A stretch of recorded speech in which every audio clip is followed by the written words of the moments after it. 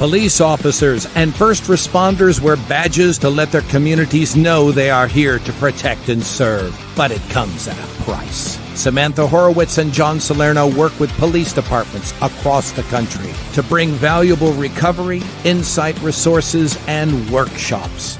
A Badge of Honor TV brings those professionals to you so we can come together and revitalize communities through a better understanding of what's at stake and what's required for repair. So take a load off and turn up your TV. It's about to get real.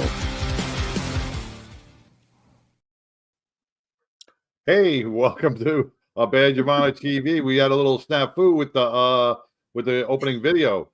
We are powered by the OBBM network and on all your favorite streaming platforms. Welcome, Sam. We are coming off a really busy weekend, and going forward to a very emotional week. This is the 24th anniversary of our 9/11 attacks in New York and the Pentagon and in Pennsylvania. And there are a lot of people that are going to be emotionally torn this week. And we want to send our thoughts and prayers out to all the family members who had lost somebody. But a Badge of Honor is here to bring you back to some sort of mental health regiment. And, that's what we do. Sam? Yeah. It was an incredible Saturday. Huge shout out to the Dallas 9/11 Memorial Stair Climb. They put on a first class stair climb. They've been doing this for a really long time. We were very blessed and honored to be named their beneficiary. And we were just super thankful and grateful at the end of the day, because the money that came in to our organization is going right back into our ability to bring more of our programming at no cost. That's the key. And that's what we want to provide. I usually save this for the end of the show, but we're at a critical time right now, especially with Instagram. Sorry, Instagram family. It's not working tonight. Apologies for whatever reason. The preview of the show will go out, but the show won't. So if you're watching this show at the end of tonight, follow, subscribe, go on Instagram to a Badge of Honor, hit that follow button. Okay. We only need just over 100. We need to get to 1,000 followers in order for us to have no issues with the live streaming capabilities, because it's on again, off again. And we want to be consistent for you guys, bringing you the best of the information. And you know what, John, this weekend, like a lot of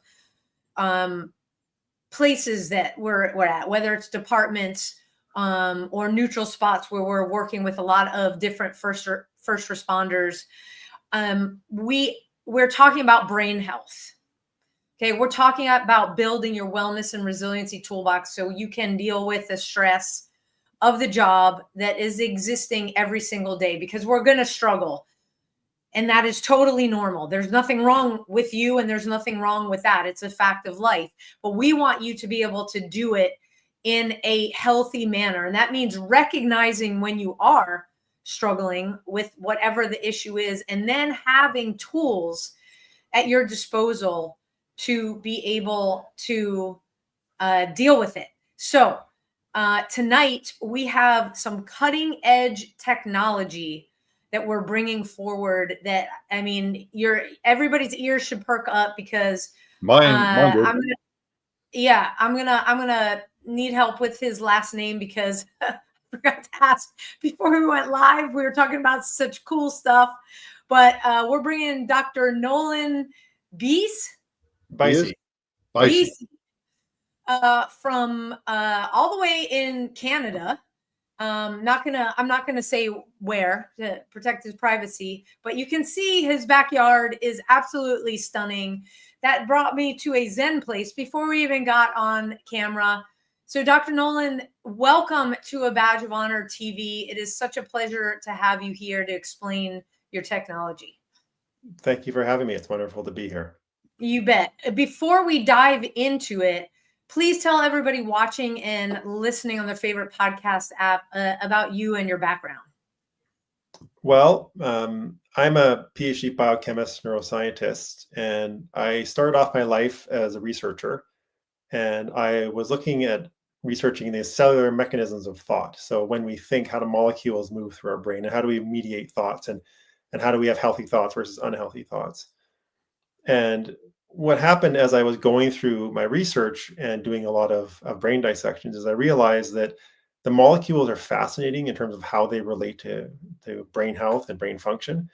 But I'm also equally, if not more, fascinated on how we can tie the current function of our thoughts. So can I listen to your thoughts in real time, and can I infer how your brain is doing from that?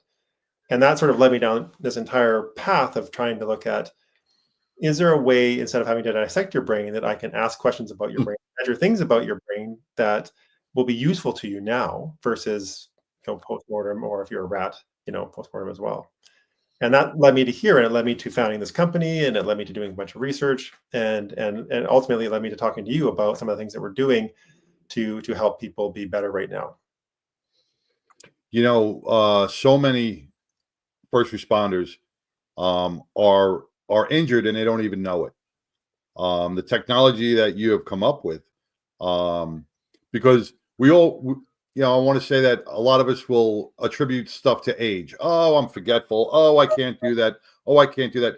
But in retrospect, after hearing some of the stuff and looking at your website, a lot of the stuff is job related, that impacts the brain, and your technology can read that and help heal it.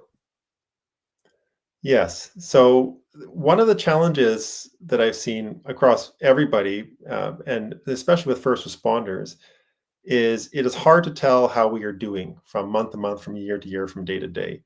And part of the reason is because we have lived our entire lives, waking up and taking our brain for granted. And generally, we wake up and our brain does what we expect it to. It starts thinking, and it helps us navigate the world around us. However, there is a huge amount of variance between the healthiest, absolute best version of you that can exist and where you are at today. And so what I'm trying to do with this company, and what we've been doing with first responders in North America principally, is giving them objective measures of how their brain is functioning right now, so they can see the things that they cannot feel. Right. So if you feel okay or you feel low, that may or may not be directly related to your brain health and brain function and cognitive resilience. What I want to do is prove to you how you're changing over time, and that there are ways to be better right now, and then prove to you if those things are working or not by measuring it. And when you say measuring it, first, what's the name of the company? So the company is called Circl Brain Health Metrics. And what it is we have Circl-like headsets that you put on your head, and you wear them for about 4 minutes. And what it does is it collects information about your brain. And the information it collects is your ability to process inactive versus active stimuli. And so inactive stimuli is like a table or chairs or the walls around you. They're part of your three-dimensional representation of reality. You know they're there, but your brain is not constantly telling you wall, wall, wall, because it would drive you nuts. But if something new happens in your environment, in your visual field of view, your brain automatically processes, what does that new thing that happened to me? Is it a threat? Do I need to do something about it? And it's a very fundamental aspect of how we view the world. What we measure is your brain's ability to not pay attention to the inactive objects, and we measure how much of your brain can process information about the new objects. And the healthier your brain, the more brain cells are firing in synchrony to understand that new thing that happened, so the better you are able to access your own intelligence. So we're measuring along your own continuum, are you doing awesome, or are you wearing yourself out and getting to a point where you've lost cognitive resilience and maybe at risk of a further issue? Does this help with your stress response system? Like you just said, the inanimate objects opposed to something crossing your field of view. Like if I was sitting here and my father-in-law walked in, I'm safe. But if it's somebody I don't know, right, my stress level is going to go. You see it light up. And the brain works at such a high rate of speed, it almost feels natural, but it's actually, there's a response there, right? There's a time lapse response, right? Yeah, so that response has directly to do with cognitive resilience, right? So if you are in a hypervigilant state, which is very common for first responders, especially police, it's very common for you to have a heightened response to most of the world around you. And you can imagine if you're over responding to everything around you, it's exhausting, right? Because your brain is lighting up every time something new happens. Your brain is lighting up on every single thing that a cat walked into the room, this did that, and you're paying too much attention to it, and we're not built to pay that much attention to the world around us. So part of this would be to help you modify or at least mitigate that hypervigilance response so that you're not over responding to the world around you because it is exhausting you. And we would measure the level of exhaustion that is happening within your brain as a result of that hypervigilance. Wow, this is fascinating. Hey, we got to take our first break here. We've already gone in depth because hypervigilance is like you said, one of the things that, especially for police officers, that we're constantly in that cycle. And John and I, we've been separated from the job for years, but we still understand the way our brain responds to that. And, it's all about supporting our first responders. And now more than ever, it's important to support companies and organizations that share our values because our votes simply are not enough. And at Patriot Mobile, they not only share our beliefs, but they also do something about it. They are America's only Christian conservative wireless carrier, and they donate a portion of every dollar to organizations that fight for causes that you care about, just like what we do here at A Badge of Honor. And so what you can do is you can switch to Patriot Mobile now and get a free month using the offer code BADGE. Okay, so go to patriotmobile.com/badge.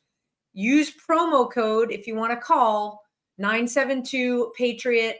They're going to answer the phone. Hey, I'm using promo code BADGE. You get a free month of service. What does that mean? You get to try it out. Now, it's not switching off the big three, but when you switch to Patriot Mobile, your mobile service stays stagnant and stays excellent. So you still get that high level of quality of mobile service. Your money just goes to a company that puts it into veteran, first responder, and freedom of speech, 2A organizations, stuff that matters, versus taking the money and then putting it into, the three big companies do whatever they want with your money. So patriotmobile.com/badge or call 972-PATRIOT and use promo code / when they ask. Now we will go back to the show. Hey man, I'm trying. I got a big board back here. Hey, I'm giving it to you. You got it. But we're back talking about hypervigilance and the way that can be measured with this device.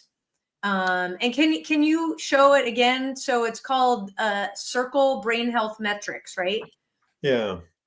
So what this is it's an EEG device. So it's electroencephalography. And what it does is it listens to your brain waves as you think. And your brain waves are essentially voltage fluctuations of your thoughts at your scalp. So as we are talking, our brains are emitting a signal to the rest of the world, just like our voice is. And that signal is our thoughts. This listens to your thoughts. So it doesn't put anything into your brain. It just listens to your thoughts. And it measures how your thoughts are doing, both for good or for bad. Well, it doesn't share those thoughts with anybody, I hope. Well, we're not measuring. You don't want to hear some of my thoughts, Doc. I'm telling you right now. Yeah, we mostly just are interested in whether or not your brain can respond in a healthy way to stimuli, and that's when I go back to the inactive versus active objects. So I'm not going to tell anybody about your deep dark secrets, John. No, I just want to jump back because you did bring up a point before with mentally exhausted and why people do get mentally exhausted. And everybody thinks it's because I worked a 12-hour day or I worked rotating shifts. But there's more to that mental exhaustion that meets the eye. It's the times where our brain is getting overstimulated that we don't know about, and it's really overworking, right? Which is going to impact our REM sleep and our regular rest time, which is going to just be a ripple effect into damaging the brain even more. Am I speaking right? I'm not speaking big terms, but am I on the right path? You're absolutely correct. And I would say the other side of that is what happens is not only are we overstimulating our brain, we're having to do this sort of cognitive load between task switching, which is really tiring for our brain. We're overstimulated generally, and we work too much in general. But then we have to defrag, right? At the end of the day, we're worn out, and we just need some time to just sort of recollect ourselves. And because we're exhausted, we should just be sleeping, but we need time to sort of reaffirm our sense of self. And we end up forced by doing that by, taking and imbibing social media or doing other things that maybe aren't exactly healthy for you, but it's easy and it feels good at the moment because you have that, that angst of having a really hard day. Your brain's all fuzzy, you're worn out, you don't really want to talk to anybody.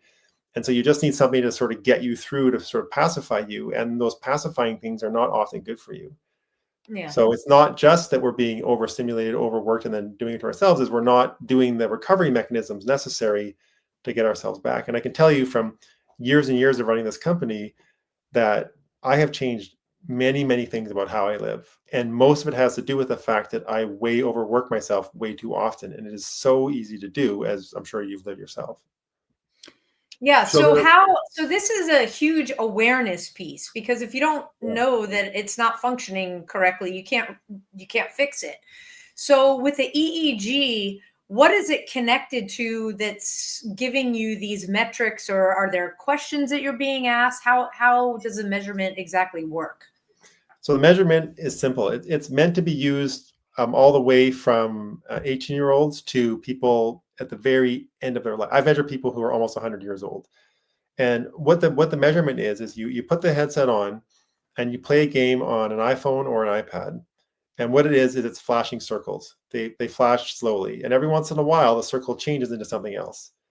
Now, what that stimulation does in your brain is this thing becomes a wall to you. You ignore it after a while. And then all of a sudden, when something new happens, that part of your brain that understands new things that are happening in the world to do a self-assessed, sort of threat assessment, your brain shoots and says, what's that new thing?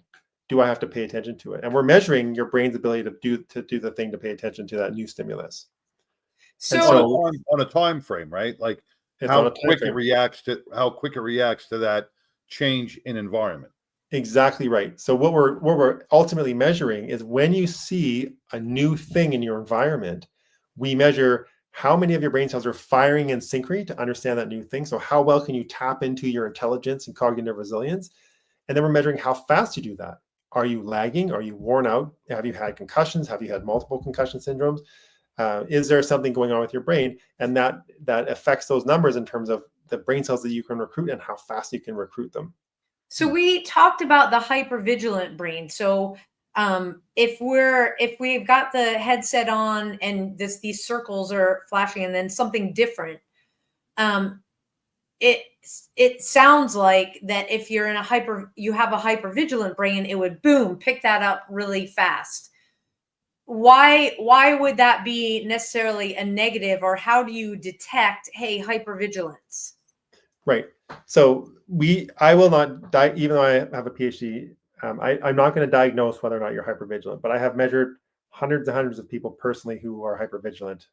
And what it shows up in the app is we measure focus, and we measure alertness, focus, and the ability to consolidate memory, along with your ability to process new information.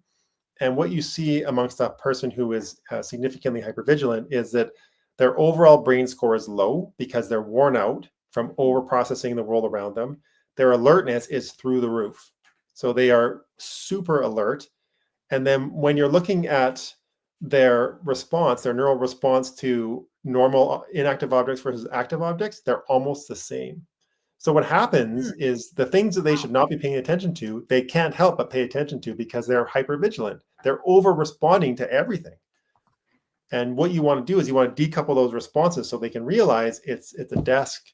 It's just a desk, right? And that overall sort of continual threat response for your environment, you need to tap that down a little bit. So now, I'm not diagnosing those things. Go ahead, John. I have issues with memory. And me and Sam have talked about this, about like me reading a book, right? I'll read the first 3 paragraphs, then I'll give up because I'll forget what those first 3 paragraphs I read were. Now, with the hypervigilant and the overstimulation and everything else, is that a symptom of memory loss? Is that a effect of memory loss as well? And could it be fixed? Well, I Or would is it say deeper? that no matter at what stage you are at your life, and I work with people, who are, Olympic athletes to people who are in the later stages of their lives and have been diagnosed with dementia. So no matter who I measure and work with, it's never too late to improve. And so if you do have memory issues, what I would suggest is you want to focus on making the rest of your brain as healthy as possible to support the memory function of your brain. So I would say find ways to increase the overall function of your brain by focusing on sleep, on diet, on exercise, all the things that we already know, but really start to think about optimizing those things. And if you do that, it will best support the ability of your current ability to access your memory and consolidate memory.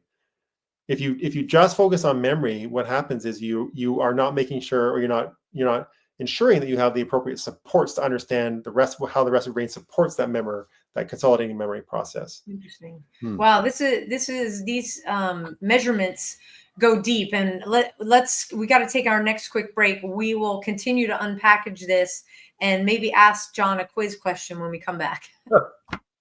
With his memory. Stay tuned, everybody. We'll be right back. Look, when you need to respond to an aggressive situation to protect yourself, your family, or your property, understanding your firearm and legal position are critical. Officers know your skills are only as good as your commitment to training. So know what you're doing. So when you're in a vulnerable situation, we can count on your response. Whether you're a beginner or a licensed gun carrier, Carry in Texas offers basic firearms training, Texas permitless carry courses, license to carry, and basic 2A courses so you can understand the responsibilities, situational awareness, and learn the technical skill required when you carry your firearm. Go to carryintexas.com to find the right course for you. Join me, former United States Secret Service agent Samantha Horwitz, on the range for beginner basics, LTC prep, and range practice. Go to carryintexas.com today. That's carryintexas.com. Hey, welcome back to A Badge of Honor TV with John and Sam, with Dr. Nolan. I'm not even going to say your last name because I don't want to butcher it. But Dr. Nolan with Circl Brain Health. We're talking about memory, and where am I again? And where am I? Yeah, what was the commercial that just played?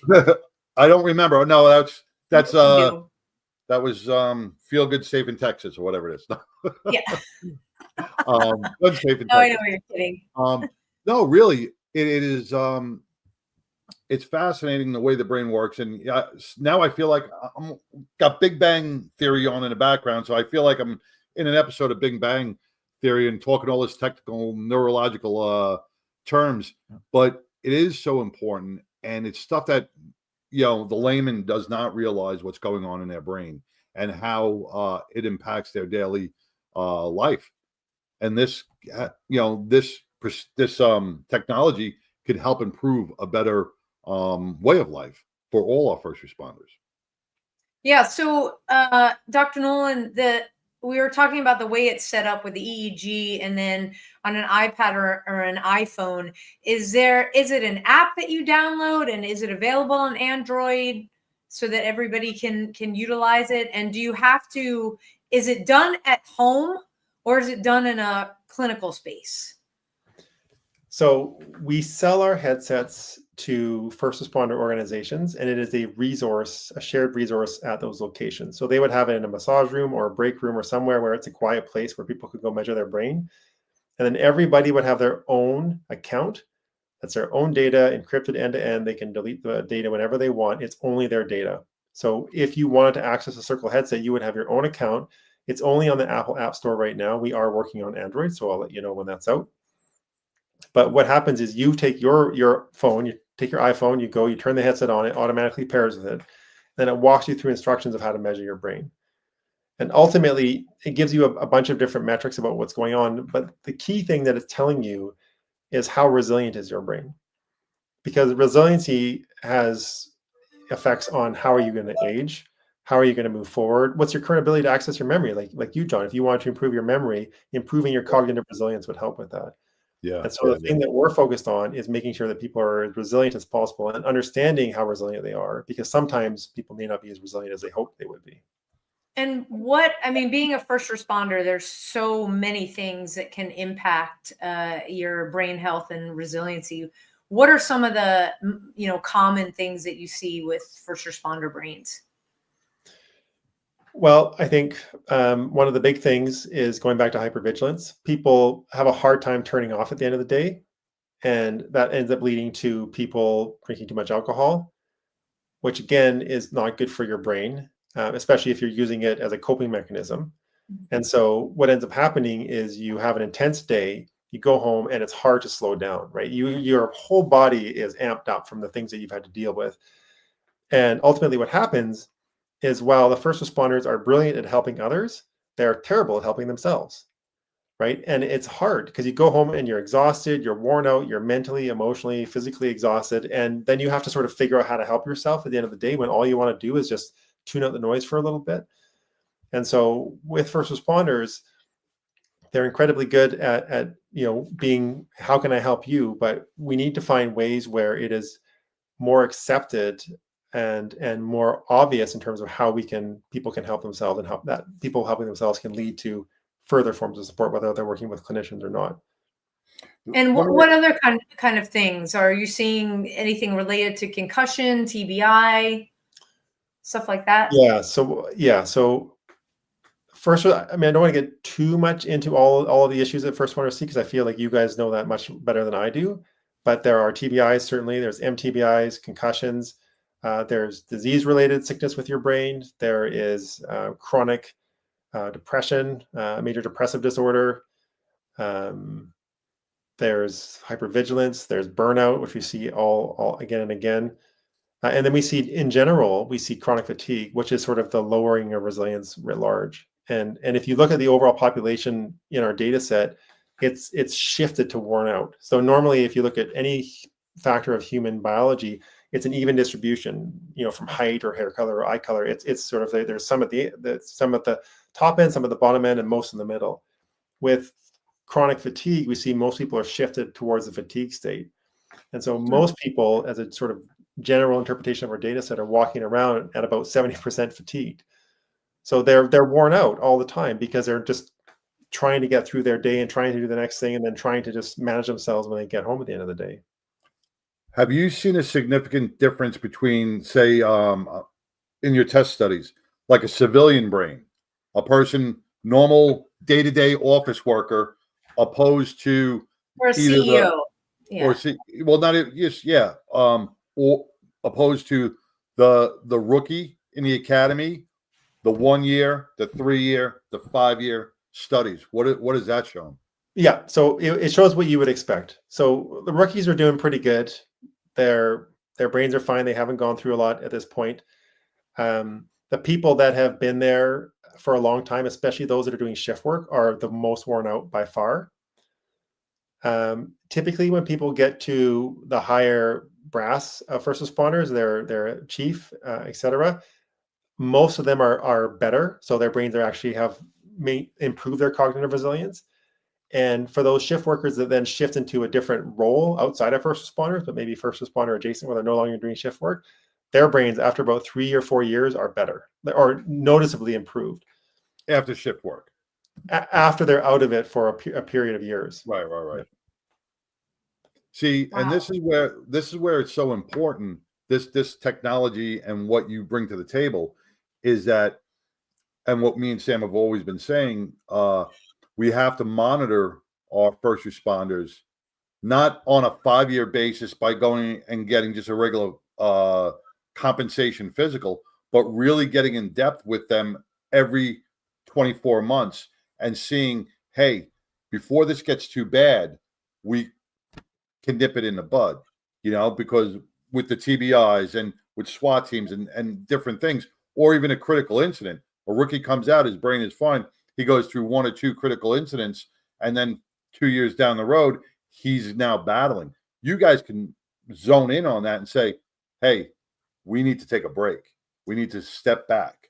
Exactly. The purpose of our technology, and the reason why the test is so easy to do, is because we don't want you to do it once a year, or once every 6 months, or once every 2 years. We want you to do it on a weekly or bi-weekly basis. And that does two things. On the one hand, when you get an objective measure of how your brain is doing, you are now keeping your brain top of mind. So that week, you're going to think, okay, I know where I'm at. I'm going to think about my brain this week. I'm going to think about going to sleep a little bit better. And I see this again and again with who I work with. Even when I go to conferences and I measure somebody's brain, they say, you know what, Dr. Nolan, I'm not going to go drinking with the guys tonight. I'm going to go to bed early. I'm going to wake up morning. I'm going to exercise, and I'm going to come back and measure my brain and see if it's better. And it is, again and again. Well, it's like they do with it. Most of these guys go to the gym, right? They're gonna track how much weight they're lifting. All right, Exactly. so today I'm lifting 100 pounds. A week from now I'm lifting 110 pounds. They want to see that strength build, and that's like you said, our brain is the biggest muscle that we neglect half the time. So this really puts that. I haven't even used it. I'm thinking about it, going, "Wow, this is really cool," because I would track my brain's health, and I think that's something you should look forward to each and every day. Exactly. Yeah. And when we come back from our next break, let's talk about what you can do with the information that you glean from testing your brain. So, talking about first responders, talking about, waking up in the morning, John and I, we hit the coffee first, and throughout the day. And we got our coffee cups in front of us here. So East Texas Legends Coffee Company, founded by Ben and Amanda Holmes, reflects their journey from Ben's Marine Corps service and law enforcement career, overcoming PTSD to finding purpose in ranching. Relocating to an East Texas ranch, they identified a need for a local coffee brand. Now they're opening their first coffee shop in Lindale, Texas, rooted in faith, family, and community. Their mission: inspire purposeful conversations over coffee. Drink coffee, be legendary. And you can grab a delicious cup of coffee, not only at their shop, it's almost open, but get some and have it every day at home. Go to etxlegendscoffee.com. Use promo code BADGE for 15% off coffee and merchandise. They have incredible merchandise. So again, etxlegendscoffee.com. Use promo code BADGE and live with purpose. One cup of coffee at a time. Got it right here. Yes. Thank you, Ben and Amanda. I got to get this in the shot. Yum. So my favorite is the spice maple. Still, I'm mixing it. After hours is great as well. I don't drink it after hours, just in the morning. Anyway, so okay, so we are talking about, we measure our brains, we get metrics. Is it an immediate I don't even know what to call it, like an immediate alert or an immediate number or something that comes up on the phone or iPad that says, hey, you're not functioning optimally here? And then what do you do with that? So for simplicity's sake, we give you a number out of 100. Okay. And essentially what you want to be is you want to be 80 to 100 all the time. That's you being resilient. If you're 30 or below, that's you not being resilient. That's you're significantly worn out. If you're less than 10, things are really going rough and you need to immediately do something about it. What I was going to say is the whole purpose of our technology to be able to use on a regular basis is, on the one hand, like I said before, is to keep that your brain health should be top of mind for the coming week and you should do things to manage it. But on the other side, we give you solutions in the app that you can use that will most likely improve your brain function. And if you click those solutions, they're called studies within the app, you can actually track how those things are helping your brain or not. And so the idea here is to help you understand what works for you and build those habits so you can figure out what are the things that I need to do and continue to do to really maintain my brain function. And the whole idea of the company is, it goes back to what you said earlier, Sam, is you can't manage it if you don't measure it. And if we look at Olympic athletes, for example, right? Olympic athletes over the last 100 years have improved their scores by anywhere from 10 to 70%, depending on the discipline. And that was sort of from three major things. That was from technology, nutrition, and training. And those are all evidence-based things. And so the idea here, if you can take the exact same biological human and improve them by 70% 100 years later, based on evidence, what can we do if we had evidence about our brain? To really think about, if we're just trying to live the healthiest version of our brain possible, how can we take evidence to really elevate our resilience so that the entire world, not just first responders, but everybody can be really, really healthy? And that's the kind of world I want to live in. And so that's what we're pushing for. Wow. So Now, go I was ahead, going John. to say, is this technology going to be available for the civilian population? I know you said you'll have first responders purchasing for their use within their department. If I'm just, say I'm not a first responder, say I want to get this done. I want to track my brain health after retirement. How do I go about that? So I would love to help everybody. And one of the things that I get again and again, I even had it today, is my team comes to me and says, Nolan, I have this person and they're 50 years old. They just got diagnosed with dementia. They don't really have that much money. Can we do something to help them? And I always say yes, because the whole purpose of the company is to help people. But the point of the company is we have to help people who have the biggest need. And right now, it's first responders. So while I would love to help everybody, we're not at that scale yet. Okay. No, that's what I was going to ask, because I'm thinking a lot of people who are retired would want, instead of just sitting on the couch, they're going to and playing Minecraft. They want to try to get their brain mentally healthy as well, and for them to track their brain health would be imperative. And there may be a way for us to do that by working through Veterans Affairs and other organizations to start to figure out, are there collaborations that we can do? Where right now, Sarah Janke and her team with NRDI are trialing out our device. And so that might be a way where we can start to think about the broader toolkits of how first responders use technology to improve themselves, and to give an evidence-based, science-based assessment of how the technology can be used for them. So I'm going to put up the website real quick. So Circl, CIRCL, brain.com. So for those of you listening on your favorite podcast app, Circl is spelled CIRCL, and CIRCL, when the first responder, anybody gets the feedback on how they can better improve their scores or better care for their brains, the resources that they have, it's not one size fits all. So that's amazing that you have this menu, if you will, for folks to choose from. Is it meant to do these exercises like off duty, or is there stuff that they can do really quick right there in, call it their session in the break room, or their quiet gear room that they have? Both. So how we work is, we find with first responders that they work as a team very effectively. And so what we do is we have monthly challenges.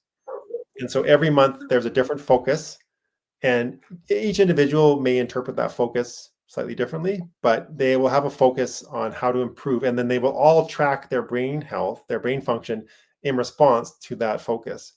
And they will work on it together. They will talk about it together. And being first responders, they're competitive. And so they will be competitive with each other.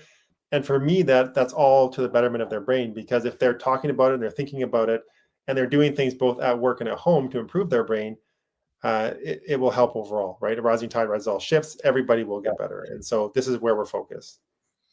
Where else I see this being a positive aspect when we talk about our first responders? We want first responders to go to the job with a clear head, a clear mind, because their tasks are very difficult. I mean, they have to be sharp while they're in uniform. And if you have a responder that's got some financial issues, some marital issues, some kid issues, some home life issues, he's bringing those issues to work, right? So he could probably track in the beginning of his shift, before he starts, track his brain health and go, man, I'm going to have to calm down. I'm going to have to relax. I'm going to have to leave stuff at home instead of worrying about all those home life stuff at the job. This may even be saving lives on a shift of duty if the men and women track themselves in a proper way. Yeah. So if you can improve your resilience based on our score, your ability to process all the stressors of life gets better. So your ability to deal with your family issues, your emotional issues, anything that you're going through means that you can do that better than you could otherwise, right? You're accessing more of your brain's resilience. And so what we want to do is make sure people are in the best position possible to manage whatever they have to deal with, whether that's on the job or off. Right. And so while our measurement doesn't say this first responder shouldn't work today, we don't have the data to say that, nor will we ever want to. We can say you are improving, right? You are improving or you're not. And if you're not improving, let's start to figure out how to get you there. And that improvement will directly relate to your ability to manage yourself better and to do better on the job, to be more engaged, to make less mistakes, Right. and to be a better collaborator in those high stress, high stakes situations that first responders find themselves in. No, because if a guy sees Well, it, when we come back from, yeah. hang on a second. When we come back from our next break, let's talk about how we get Circl Brain into more departments and how folks can take advantage of this amazing technology. So we'll be right back after these messages. Rise and vibe with your new elevated morning ritual. Meet Rise by Frequence. Frequency-charged nutrition. Rise is formulated with a blend of 7 different organic mushrooms, B vitamins, amino acids, and green coffee bean extract. Rise supports brain health, performance, and focus while enhancing mood, mental clarity, and energy. Enjoy the delicious mango lemonade flavor while giving your mind the nutrients it needs. Get charged up with Rise. Fuel your body and mind today. All right, you hear us talk about it every single week. You can rise and vibe with me and John. It is Suicide Prevention Month. And right now we're pausing to acknowledge the importance of your well-being, because when your mind is in tune, everything in life plays more harmoniously. And with Rise and Frequence, they have created a product that really supports you in any performance. You don't have to be an athlete to take it. First responders, you're kind of like athletes. You've got long shifts, go out. Don't fuel yourself with sugary drinks. Get rid of the sodas, get rid of that energy drink that starts with an M, that's made from sludge and all kinds of other yucky stuff. This is no sugar, keto friendly. You get all the calm without the crash. So wherever you are on your brain health journey, John and I are here for you. And so is Rise. You can shop Rise really easy. We've put together packages. All you have to do is go to abadgeofhonorhealth.com and subscribe and save at badgeofhonorhealth.com. That's where you get Rise. And now back to the show with Dr. Nolan. So, before we took that last break, we were talking about unpackaging everything, all the metrics that folks are able to see improvement. John, you said it. Let's measure before shift. What do I need to work on? And then a couple days later, measure it again. It's all about improving where we are. We have to know that something's wrong to fix it. Right. So how does Circl Brain operate in terms of getting this into more departments? I know you're in Canada, but you work a lot with departments in the US. So what do they have to do? Well, they just have to reach out to us if we haven't reached out to them already. So, Okay. I mean, we have an excellent sales team. They are literally experts at measuring brains, and we're happy to have conversations with how we can get a demo to them, how we can help them understand what the value proposition is. We have a lot of expertise and experience working with first responders. And so if you are a new department, we can think about what that looks like for you. There's on our website, just click on the contact us. It goes directly to our sales team. They will respond to you typically within the same day. And we can figure out, what makes sense for you.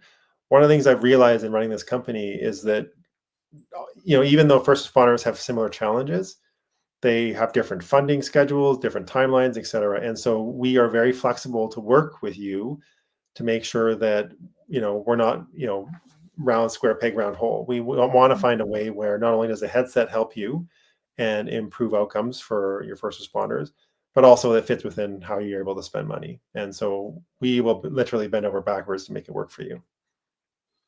And are you out and about?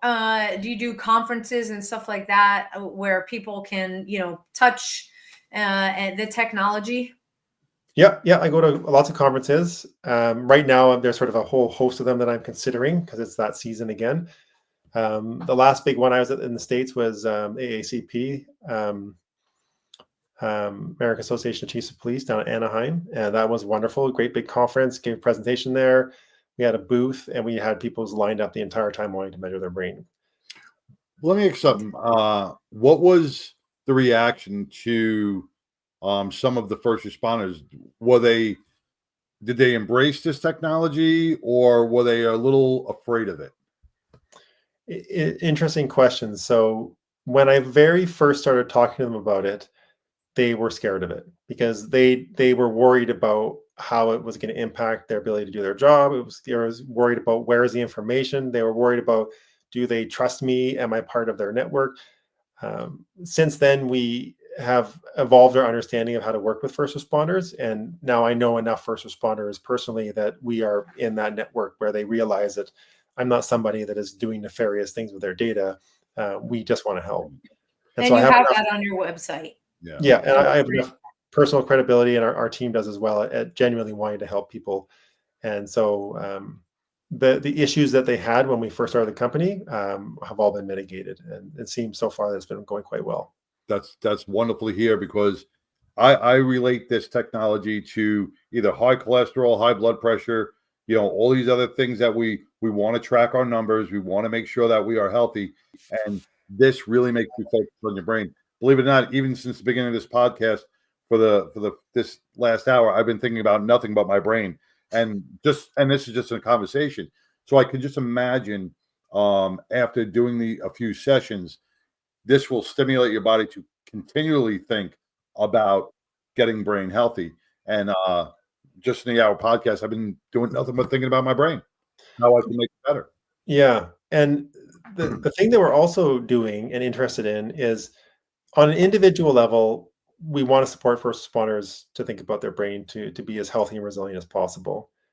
But the broader context and the broader challenges that they face are more policy related. So they're more, well, how many shifts can you work? Can you switch from day to night with this amount of days in between? How long should a shift be? Like, there are some firefighters that are going to 24-hour shifts now. Is that okay? It probably is for some, it probably isn't for others. And so if we have data and can start to do research collaborations with Sarah and her group, perhaps, to figure out, can we start to unpack some of these things with objective data to say, this is okay, and humans can sustain this type of activity versus this wears people out 100% of the time. And 2 years later, their brains are completely dropped and they're not resilient and there's issues. So we want to start to bring real evidence-based scientific data to this conversation so that we can help the first responder organizations themselves understand what's okay to ask of people and what's not. Yeah. While changing the culture. Yeah. And I see this technology advancing throughout the years. And just like they stopped doing shift work for police officers, doing like day shifts, mid shifts, night shifts, and switching back and forth, they found how that wasn't even through technology. That was just seeing, an increase in suicide and everything else in performance. This is evidence-based, which will change the future of policing. And I think that's a great thing. Absolutely. So, Dr. Nolan, where do you guys play on social media? I'm going to put your website up again. It's CIRCL. That's how you spell Circl. CIRCLbrain.com is the website. Where do you guys play on social media? The best place to find us on social media would be LinkedIn. That's where we're the most active. And if you want to reach out directly to me, that's the best way, because then I can see who you are and happy to respond. So either our contact form. We also are on Instagram as well. But most of our content we push through LinkedIn because that's where our target market resides primarily. So just spell your last name so that people can connect with you on LinkedIn that are listening. Beise, Bravo Echo India Sierra Echo. Awesome. You have been around first responders for a long time. All right. I just rattled that off. Love it. Well, thank you so much. Yeah, thank you so much for coming on.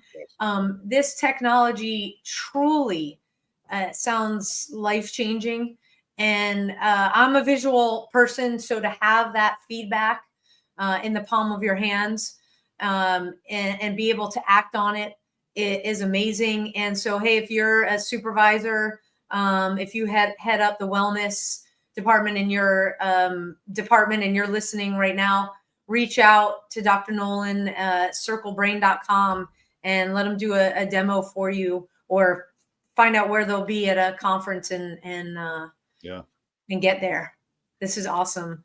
Thank you so much for sharing this. We look forward to continuing to put it out there, and who knows, maybe in our backyard, get some of the folks that we know. Hey, have you heard of this? Let us know when you get to Texas. I'll be a test subject. Deal.